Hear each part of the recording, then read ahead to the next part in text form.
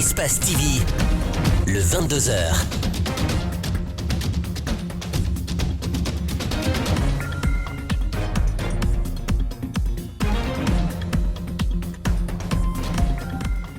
Bonsoir, mesdames et messieurs, très heureux de vous retrouver pour cette nouvelle édition de 22h, dont voici les principales articulations.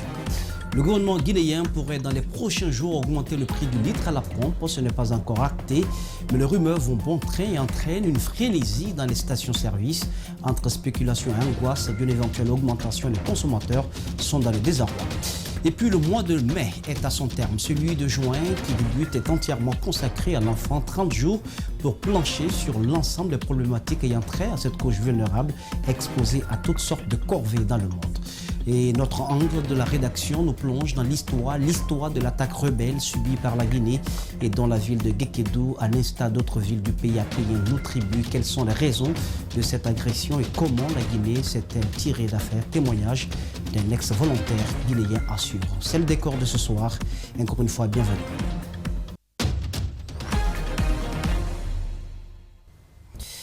Vous avez été certainement témoin de nombreuses files d'attente des automobilistes dans les stations-service hier.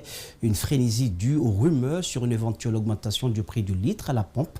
Les uns s'adonnant à cœur joie à la spéculation et les autres angoissés par la tendance haussière. Tout cela a eu le don de créer une scène de chaos dans plusieurs villes du pays. Le marché noir a été renfloué. Certains ont vendu le litre à 11 000 au lieu de 10 000 francs. Quant aux stations-service, le prix n'a pas changé. Le litre est toujours vendu à 9 000 francs guinéens, même si les tentations sont assez grandes. Le ministère des Hydrocarbures, dans un communiqué, a estimé que cette pratique est en violation des dispositions du Code d'éthique. Reportage, Mohamed Valek Touré, Abdoulaye Kamara.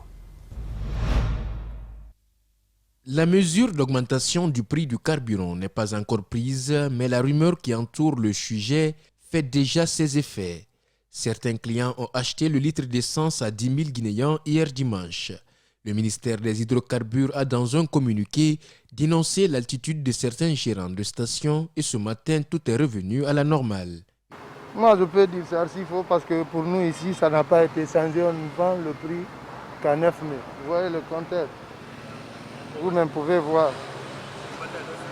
9 000 le prix. Le prix n'a pas été changé. Des volontés de spéculation semblent s'être emparées de bon nombre de citoyens.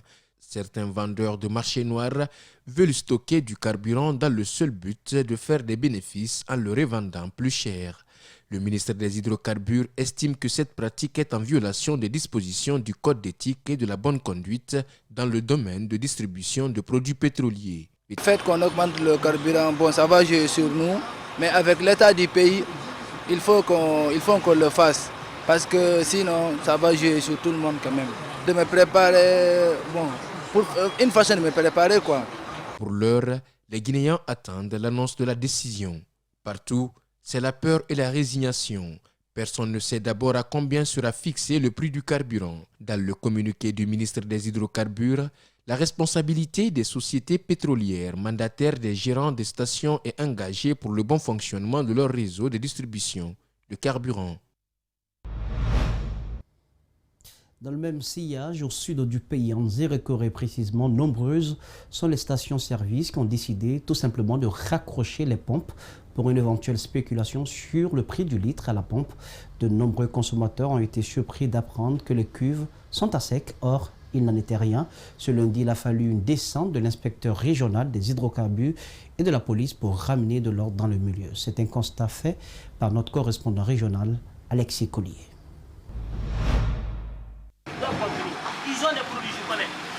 Une descente matinale ce lundi avec les forces de sécurité, Yacouba Traoré veut mettre fin à la spéculation.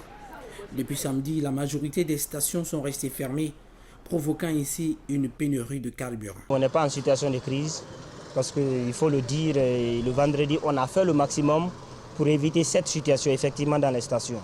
Et mieux encore, on a reçu des camions en TTC direct, plus de 4 camions, ce qui fait déjà 800 000 litres de carburant pour les stations.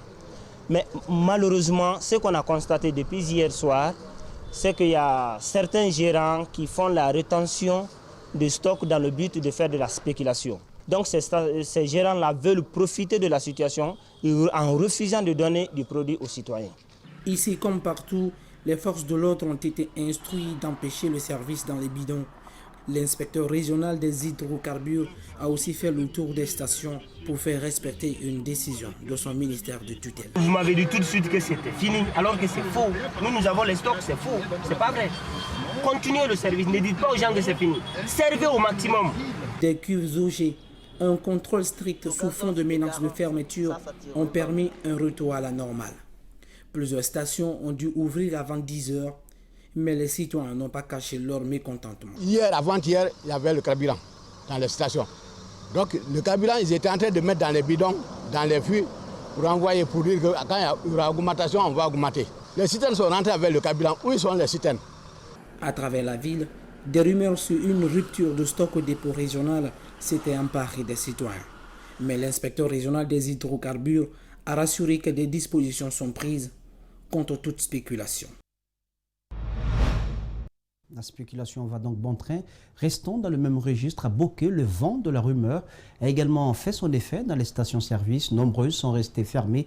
Les marchés noirs et les motards en ont profité pour doubler le prix du transport interurbain. Pour venir à bout de cette situation, les autorités ont interdit aux responsables des différentes stations de servir ceux qui viennent avec des bidons de 20 litres. Mamadou Pété Diallo, Aïssatou Kesso Diallo, Salifou Lifou Sissé.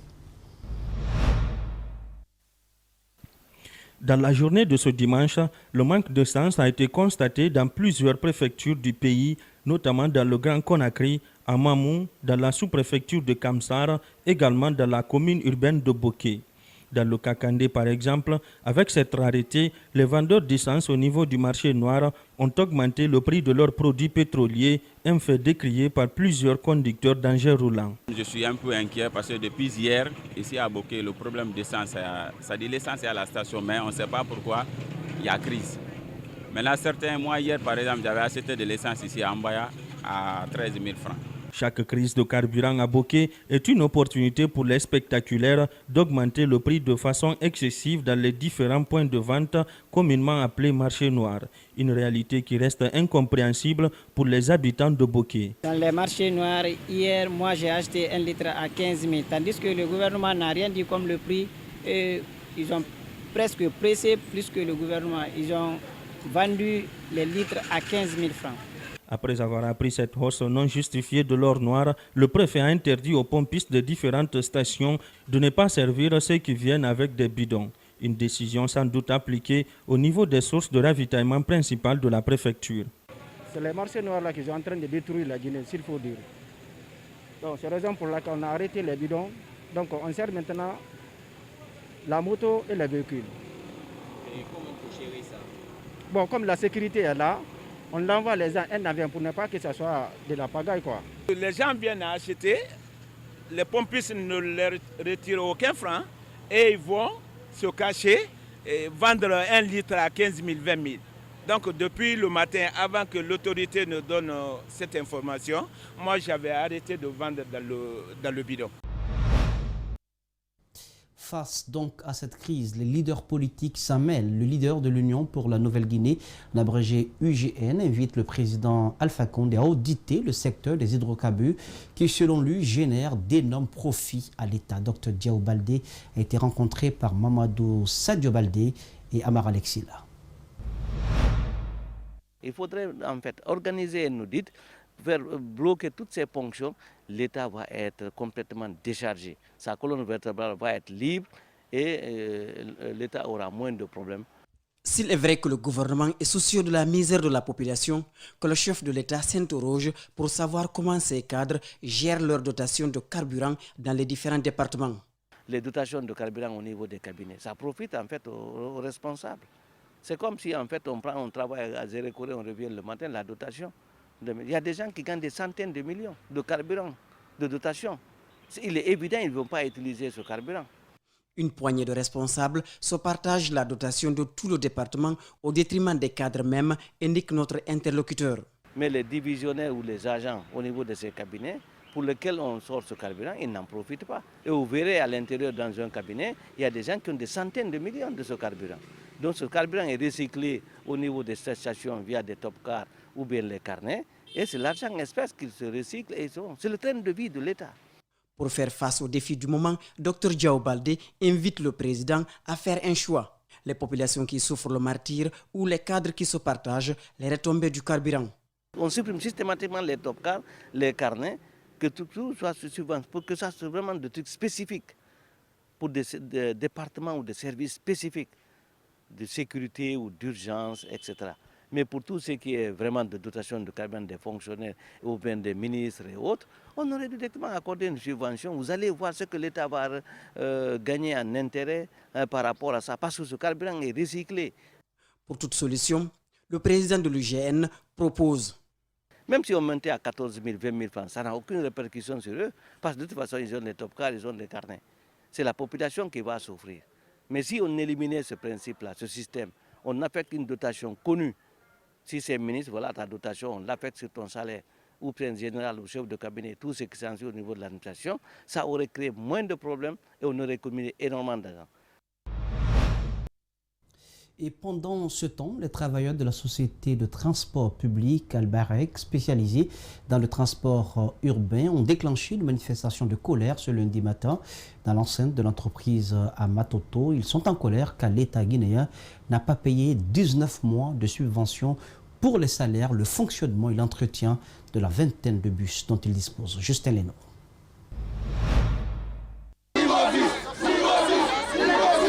Lundi 9h du matin, devant la rentrée principale de la société Al-Bayrak, les travailleurs bloquent le passage à une vingtaine de bus réservés au transport urbain. Ils réclament leur arriéré des salaires. Cela fait 19 mois que l'État guinéen ne paye pas la subvention à la société censée les payer, selon eux. Nous sommes là aujourd'hui pour observer le blocus que nous avons décidé à l'unanimité parce que pour une revendication de la subvention qui est non payée, plus de 19 mois de subvention non payée. Ce lundi matin, ils sont déterminés à exprimer leur indignation avec des slogans forts et des pancartes sur lesquelles nous pouvons lire « Sauver la société Al-Bayrak ». Nous réclamons trois choses. Le paiement d'une subvention de plus de 19 mois, l'envoi de nouveaux bus et la garantie de travail des travailleurs qui sont là. Autre facteur de leur indignation, c'est la vétusté des bus. Au départ, ils étaient une cinquantaine à circuler dans la capitale. À ce jour, seule une vingtaine de véhicules travaillent, mais avec des pannes au quotidien. J'avais souligné qu'on a commencé avec 50 bus et on a pu récupérer certains bus. On était parti jusqu'à 87. Et au jour d'aujourd'hui, on n'a pas 30 bus à exploiter. 450 employés œuvrent pour le déplacement des personnes à Conakry. Suite à cette manifestation de colère, aucun bus n'a travaillé ce lundi. La directrice des communications de la société Al-Bayrak regrette qu'Anan s'est dit consciente de la situation des grévistes. Aujourd'hui, les gens, ils étaient dans la rue en train d'attendre que le bus arrive. Donc la conséquence, en fait, c'est le peuple qui le paye. Tant qu'ils ne sont pas rétablis dans leurs droits, ces travailleurs préviennent qu'ils ne pourront plus jamais accomplir leur mission.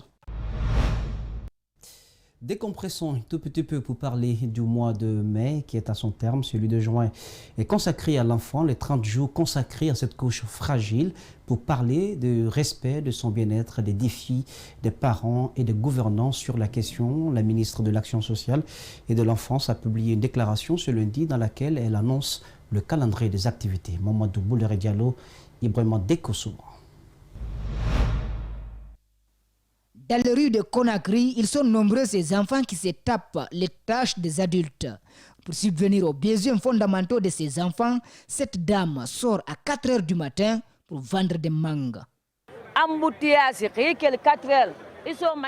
En ce moment, les embouteillages nous fatiguent. Vous pouvez sortir de chez vous à 4 heures du matin pour arriver entre 7h et 8h à votre lieu de travail pour chercher la nourriture de vos enfants. Mon mari ne travaille pas et les études de mes enfants sont perturbées.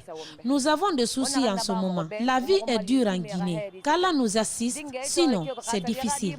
Aidez-nous pour que nos enfants soient en paix. La maman, quelle que soit sa souffrance, si son enfant reçut, elle n'aura pas de regrets. La ministre de l'Action sociale est consciente des difficultés que traversent ces femmes. L'ancienne députée déplore une pauvreté accentuée par la persistance de la pandémie à coronavirus. Au compte des activités phares de cette année, une mention spécifique sera portée sur la résilience des enfants dans les centres d'accueil à travers un appui en vivres et de l'accompagnement psychosocial pour atténuer les effets des pandémies de la COVID-19 et d'Ebola. Cette activité commencera le 1er juin 2021 au village d'enfants SOS sous le signe de la chaleur d'un foyer pour chaque enfant. La ministre fera également des plaidoyers auprès des autorités gouvernementales et des partenaires au développement. Le plaidoyer des enfants auprès du ministère de la Santé sur le renforcement du mécanisme de prise en charge des adolescentes jeunes en matière de santé reproductive dans le cadre de la lutte contre le mariage d'enfants. L'organisation du 2e Forum national sur l'enfance, l'organisation de la 8e session de rentrée parlementaire des députés juniors. La ministre demande aux responsables à tous les niveaux de veiller au respect des gestes barrières contre le coronavirus afin de protéger les enfants des situations difficiles.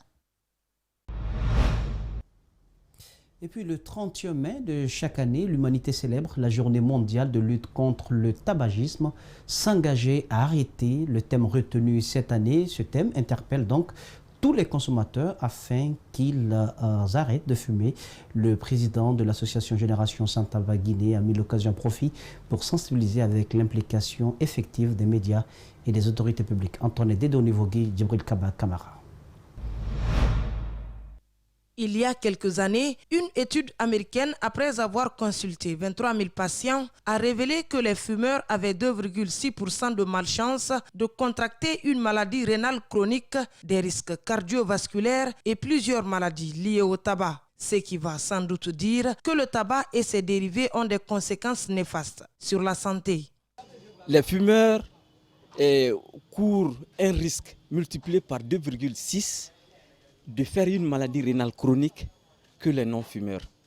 Vous voyez? Donc ça veut dire que quand vous avez une maladie rénale chronique, à la longue ça va évoluer vers l'insuffisance rénale chronique. Et l'insuffisance rénale chronique va évoluer vers l'insuffisance rénale chronique terminale. C'est-à-dire en ce moment, vous êtes dans l'obligation de faire la dialyse. Pour cette journée de célébration, le président de l'ONG Génération Sans Tabac Guinée, après avoir mené plusieurs combats, interpelle encore une fois les décideurs publics à s'impliquer davantage. Notre souci fondamental est de sauver des vies humaines. Nous pouvons certes nous réjouir de quelques acquis obtenus ces dernières années, mais cela ne suffit pas.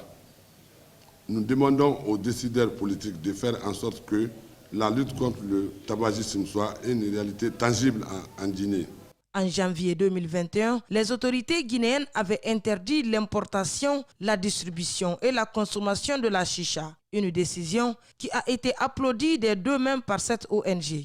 Mais très malheureusement, dans la plupart des lieux publics, la cigarette se fume sans aucune forme de gêne. Pour ce faire, les ministères du budget, des finances, du commerce et de la santé feraient œuvre utile en conjuguant leurs efforts en vue d'une augmentation des taxes sur les produits du tabac en Guinée.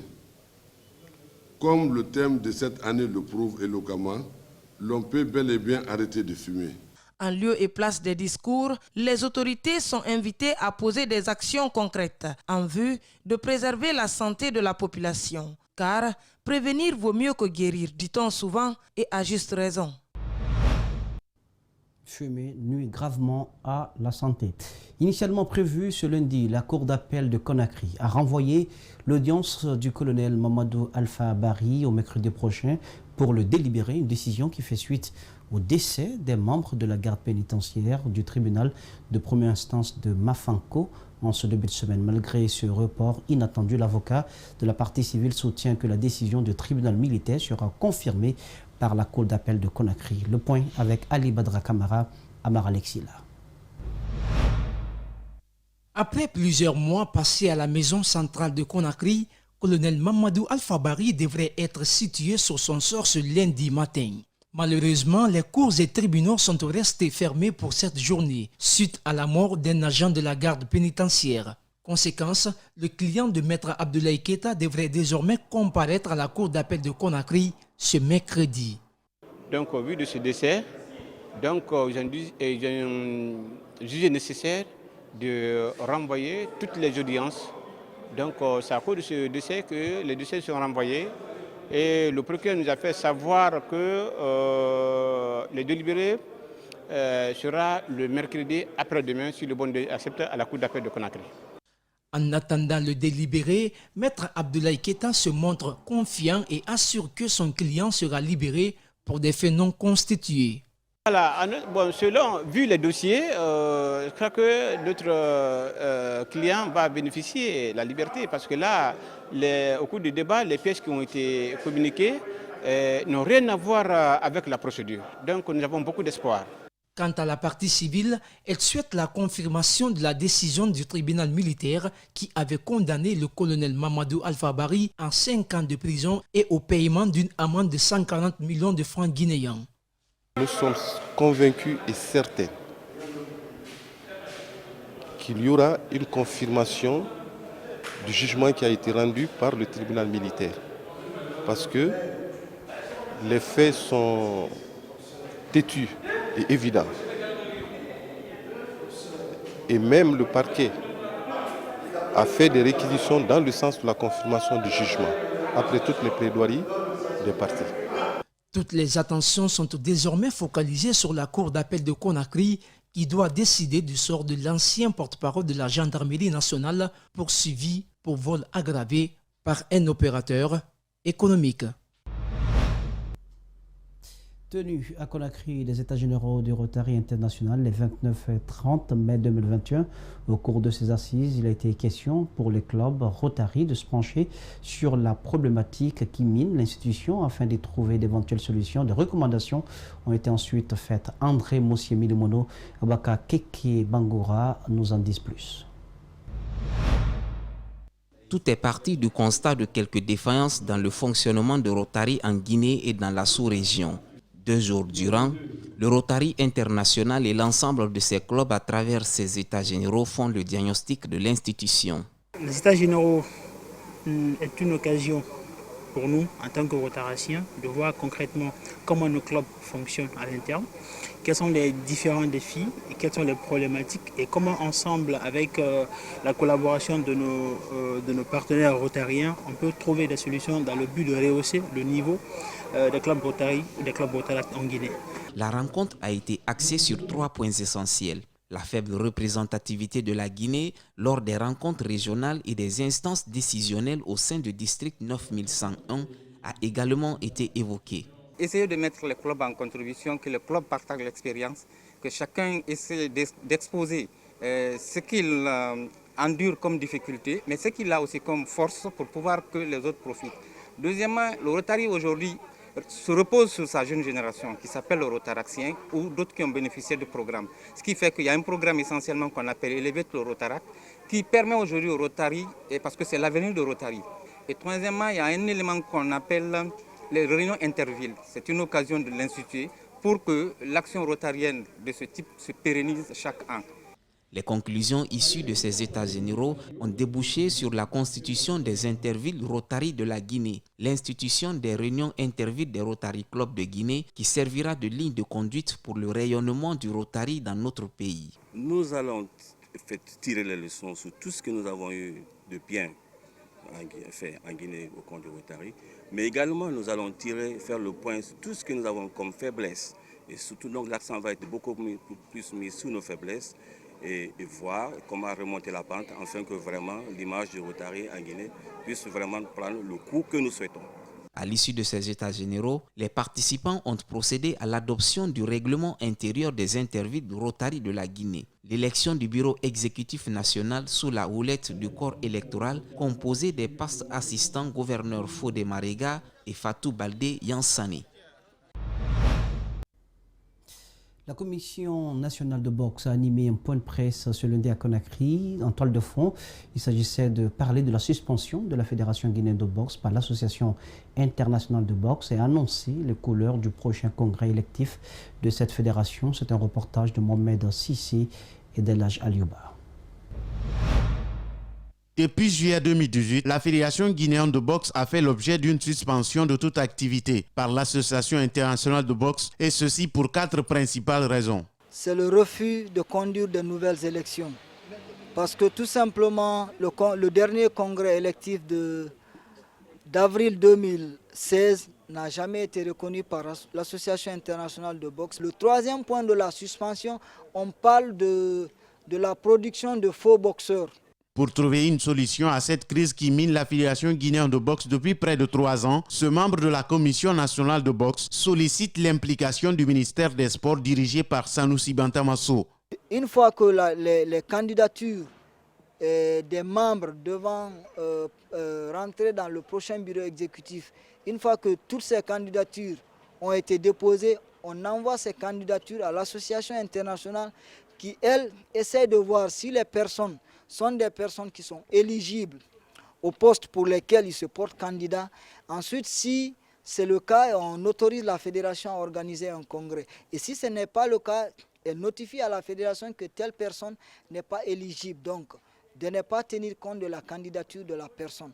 Aujourd'hui, c'est ce qu'il faut pour le cas de la Guinée. Il faut que le ministère s'implique, qu'on oblige, s'il faut, passez-moi le terme, qu'on oblige les acteurs de la boxe à s'asseoir et à s'entendre pour qu'enfin un congrès électif soit organisé en Guinée. En attendant qu'une solution soit trouvée à cette crise qui gangrène l'instance fêtière de boxe, les membres de la Commission nationale de boxe portent leur doigt accusateur au bureau exécutif sortant qui, selon eux, serait à la base de cette situation. Souvenons-nous, la Guinée a été la cible d'une attaque rebelle en décembre 2000. Plusieurs localités du pays ont été touchées, notamment Guékédou, en Guinée forestière. Les raisons de cette agression ne sont pas encore connues et pourtant les séquelles de cette guerre s'éternisent. La Guinée doit son salut à la bravoure de son armée et des nombreux volontaires. Moustapha Sa Koundono, ex-chef volontaire, se souvient de cette guerre comme si c'était hier, 20 ans après. Son portrait, c'est avec Malik Sengana Kamara, Bernard Koundono, Elhaj Aliouba dans la rubrique Langue de la rédaction.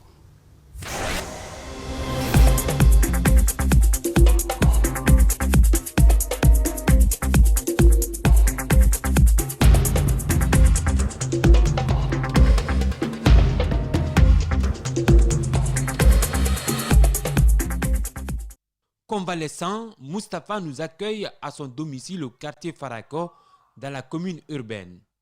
Il est question de parler de la guerre de Guékédou.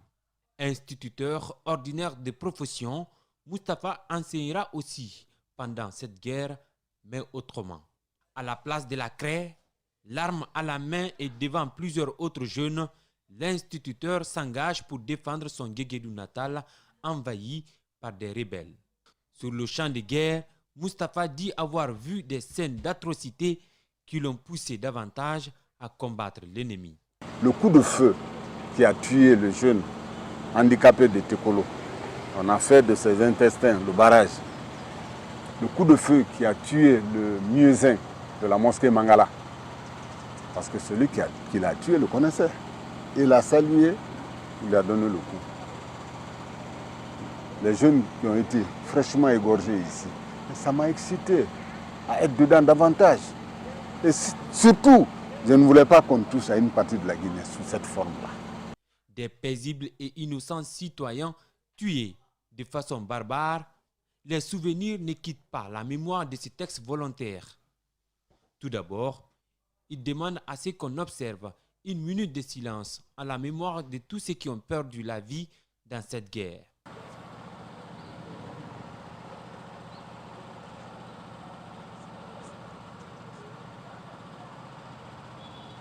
Merci. Ainsi fait, Sobolobo, comme il se faisait appeler dans la jungle ou encore le général, Moustapha, contrairement à beaucoup d'autres jeunes volontaires, a bénéficié d'une formation de base au camp Kwame Nkrumah de Conakry. Là-bas, il connaîtra des techniques de la guerre qu'il appliquera avec ses éléments sur le terrain contre les rebelles. La première intelligence qu'on a utilisée, c'est le terrain libre. Quand vous vous retirez, les gens ils se retrouvent eux-mêmes. Quelquefois, ils s'entretirent. Vous comprenez? Ça a été la première stratégie. La seconde stratégie, on s'est donné un mot de passe que eux ne pouvaient pas comprendre.